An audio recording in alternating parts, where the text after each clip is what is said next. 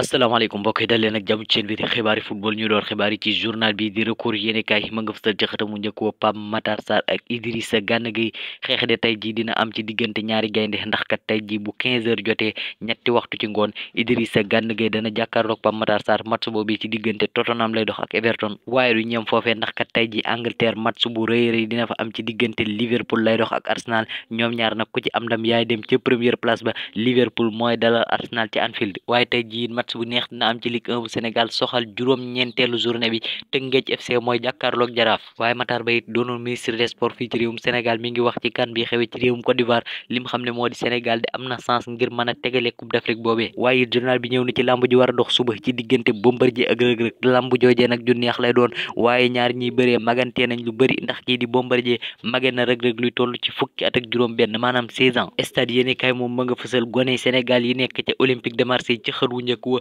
gone yi est-ce que duñ dem ci championnat bu Angleterre loolee la journal bi laaj ndax kat ñetti doom Sénégal yëpp ay club yu bëri bëgg nañ leen fële ci championnat bu Angleterre Pape Gueye Burnley dañ ko bëgg te pare nañ pour def ci xaalis bu bëri Iliman Ndiaye waa Everton dañ ko bëgg ak yeneen club ca Premier League ba ci Ismaïla Sarr mi it am na club yu ko bëgg ca Premier League ba loolee moo tax journal bi ne mercato bi bu ñëwee est-ce que gone yi duñ jugee ca Marseille dem ca Premier League ba Ansou Diadio di coach sub Guédiawaye football club mi ngi journal bi lim xam ne moo di Guédiawaye football club di fii ñaari at yi ñu jëm mën nañ fee gagné championnat bi loolee de kaddu yi Ansou Diadio la réew mi quotidien ma nga fësal ci xëtam mu njëkk wax match bi war a dox tey ji ci diggante Teungueth FC ak Jaraaf match boobee nag tey ji la bu 16h30 jotee Teungueth FC mooy dalal Jaraaf waaye match bu neex a neex lay doon Tribune Sport ma nga fësal ci xëtam mu njëkk waa Manchester City démb dee dañoo daj waa Fluminense ba pare jël coupe du monde des clubs Fluminense nag mooy club bu Marcelo waaye démb dañ doon jàkkaarloog ñi nga xam ne ñoo di waa